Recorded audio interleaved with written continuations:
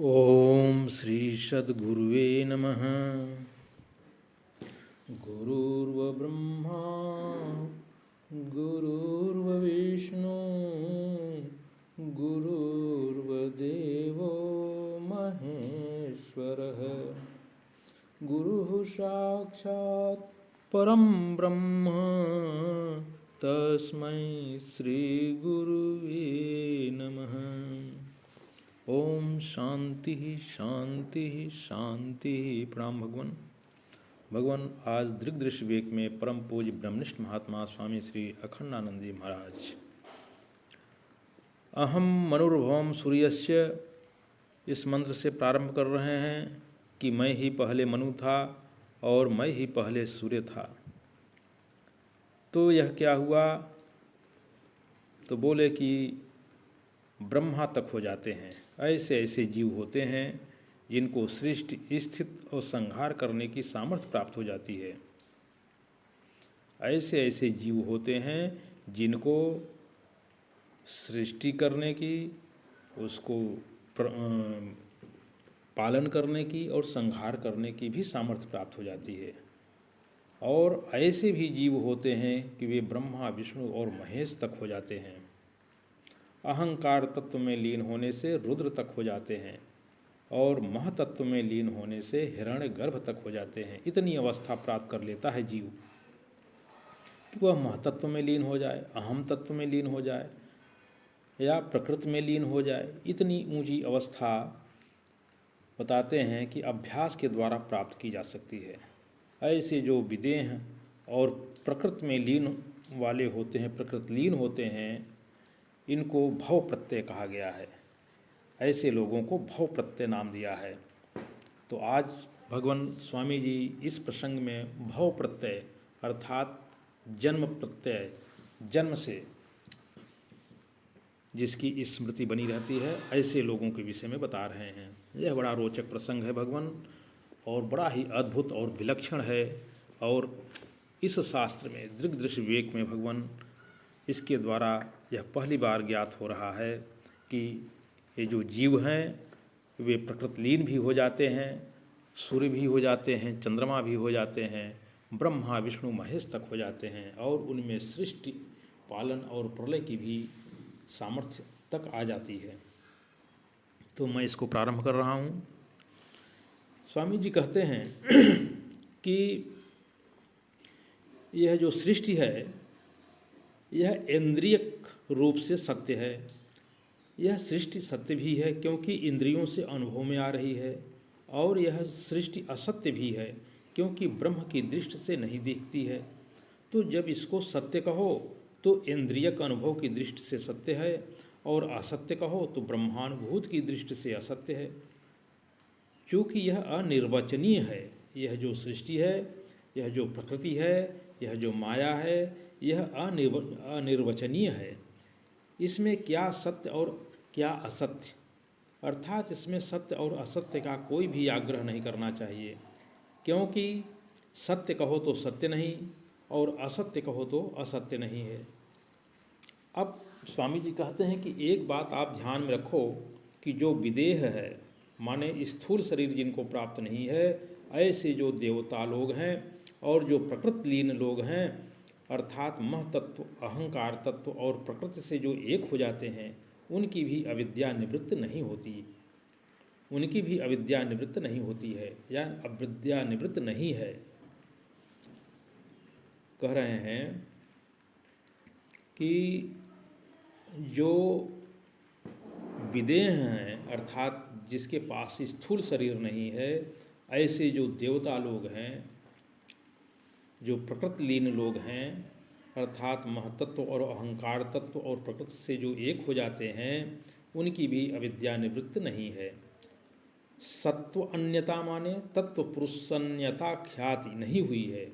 अगर उसको तत्व का ज्ञान नहीं हुआ है तो योग दर्शन की दृष्टि से यदि इदम और अहम का विवेक नहीं हुआ है, अर्थात आत्मा और अनात्मा का यदि उसको विवेक नहीं हुआ है, तो अविद्या की निवृत्ति न होने के कारण उसका, अर्थात ऐसे देवता लोगों का भी पुनर्जन्म होता है।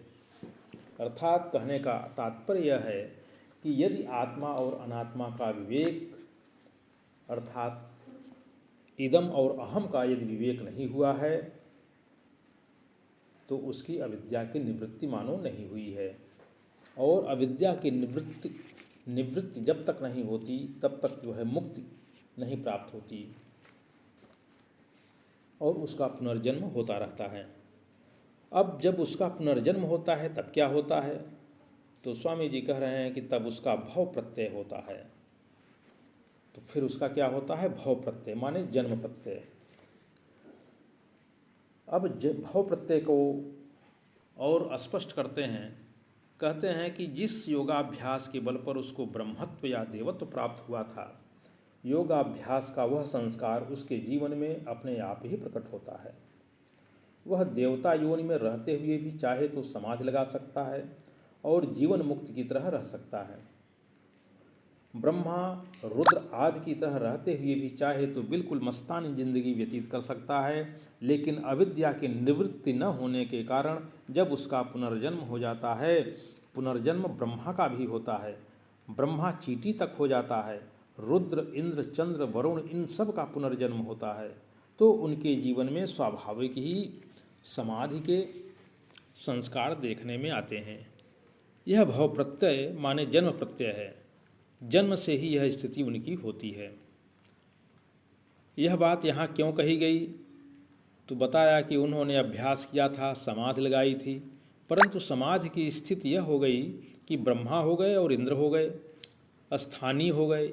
इसी को योग दर्शन में कहा गया कि अस्थानन्योपनिमंत्रणों संगमस्याकरणम पुनर्निष्ठा अप्रसंगात। ये विभूतिपाद का 51वां मंत्र है। तो कहते हैं कि आप योगाभ्यास करते हो और इंद्र आके कहे कि चलो हम तुमको स्वर्ग का राजा बनाते हैं ना, तो न तो स्वर्ग का राजा बनना स्वीकार करना और न तो यह अभिमान करना कि इंद्र आके हमारे सामने हाथ जोड़ रहा था और हमने अस्वीकार कर दिया। ये सेठ लोग भी आके हाथ जोड़ें कि महाराज हम अपना कल कारखाना आपको सौंपते हैं, आप संभालिए, तो ये योग भ्रष्ट करने आया है, हमारा साधन बिगाड़ने आया है। जिस साधन के बल पर इतनी श्रद्धा हमारी तरफ आई है उस साधन को ही वह मिटाना चाहता है।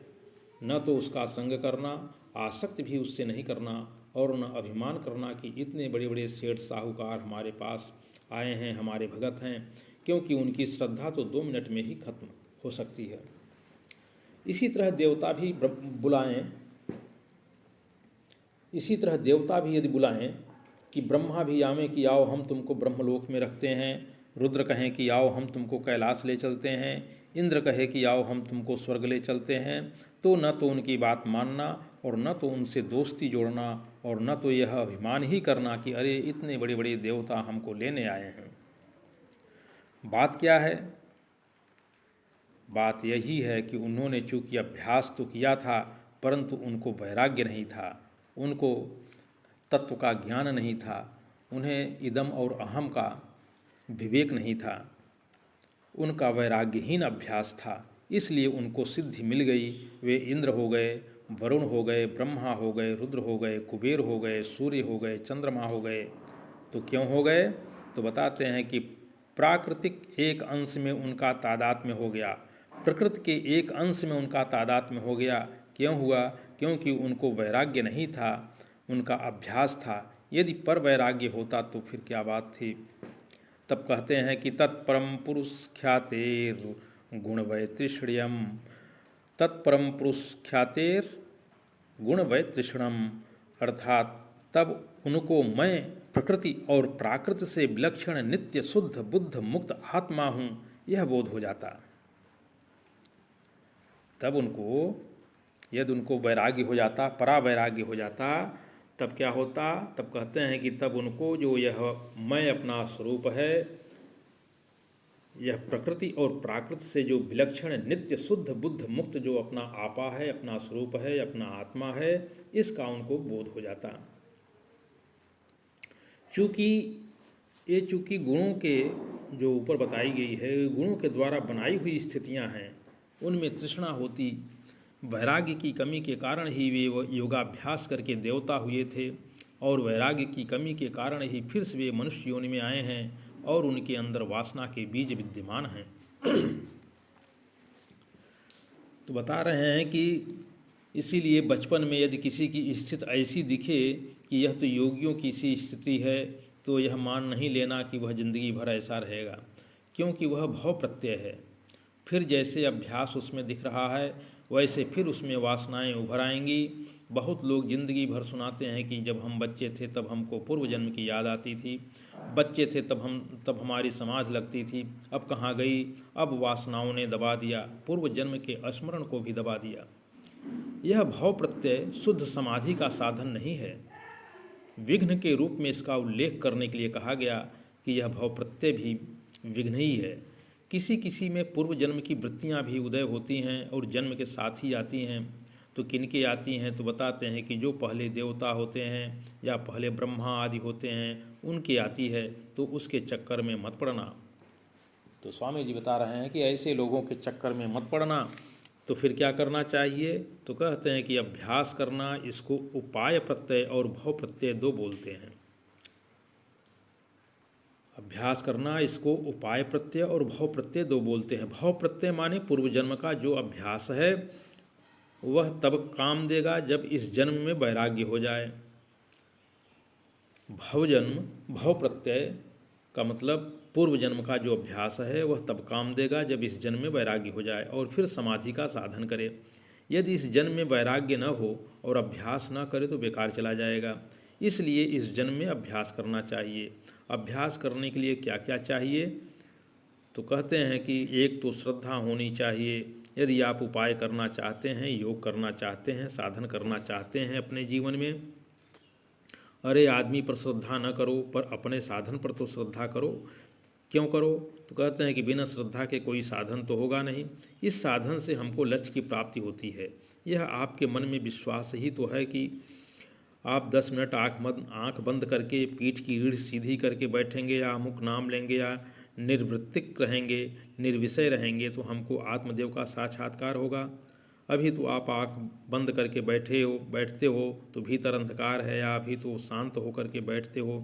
यह एक आपके द्वारा किया हुआ निरोध है। इस निरोध के फलस्वरूप आत्मा का साक्षात्कार होगा। यह आपके मन में श्रद्धा नहीं तो और क्या है। आप थोड़ी देर आंख बंद करके चित्तवृत्ति को ठप करके बैठ गए तो आपको आत्मा का साक्षात्कार हो गया। क्या गुण वैतृष्ण हो गया।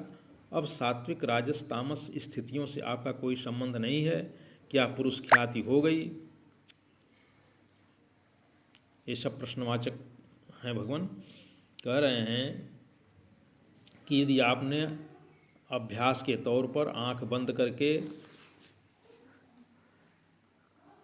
निरोध शांत होकर के बैठ गए, अपने मन को निरोध कर लिया, तो इस निरोध के फलस्वरूप क्या आपका आत्मा का साक्षात्कार हो जाएगा। कहते हैं इसका नकारात्मक उत्तर है कि नहीं, यह आपके मन में केवल एक श्रद्धा है। आप थोड़ी देर आंख बंद करके चित्त वृत्ति को ठप करके बैठ गए तो क्या आपको आत्मा का साक्षात्कार हो गया। प्रश्नवाचक, क्या गुण वैतृष्ण्य हो गया। अर्थात कह रहे हैं कि इन सबसे आत्म साक्षात्कार नहीं हो सकता। अरे आंख बंद करने से और थोड़ी देर बैठने से नहीं होता।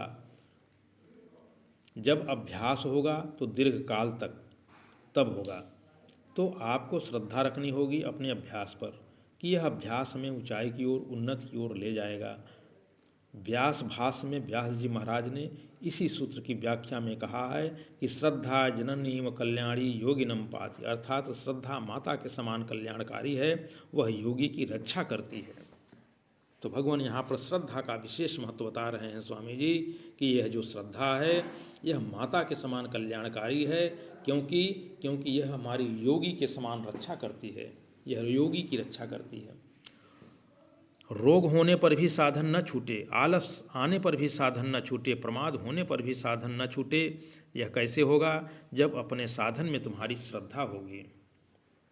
और जब श्रद्धा के साथ अपने साधन का अनुष्ठान करते हैं तब एक प्रकार की शक्ति आती है। और जीवन में कहते हैं कि जब श्रद्धा के साथ अपने हम साधन का अनुष्ठान करते हैं तब एक प्रकार की शक्ति आती है जीवन में, और जब जीवन में शक्ति आती है तब सोई हुई जो स्मृतियां हैं अंतःकरण में वे सब जाग जाती हैं। जब स्मृतियां जाग जाती हैं तब एक तो आत्मा अजर अमर है यह बात प्रत्यक्ष होने लगती है, क्योंकि पूर्व जन्म की स्मृतियां जागृत हो जाती हैं। जब स्मृतियां जागृत हो जाती हैं तो प्रज्ञा माने विवेक का उदय हो जाता है कि यह स्थूल शरीर नहीं हूँ। जब विवेक का उदय हो जाता है तब परिवर्तनशील तमोगुण की वृत्तियाँ जैसे नींद आती है और जाती है, ऐसे प्रमाद आता है और जाता है। ऐसे रागादि दोष भी और कामादि दोष भी आते हैं और जाते हैं, और ऐसे सुसुप्त समाधि भी आती है जाती है, और अपना आत्मा इनसे असंग है। पुरुष की ख्याति हो जाती है, अर्थात आत्म साक्षात्कार हो जाता है, माने अपना स्वरूप, आत्मा का स्वरूप जो है वह जाहिर हो जाता है। वह जाहिर हुआ कि परम वैराग्य हुआ। जब अपने स्वरूप का साक्षात्कार हो जाता है तब समझो कि परम वैराग्य हुआ। तो भगवान, इसको मैं अभी यहीं समाप्त करता हूँ। शेष कल। प्रणाम भगवान।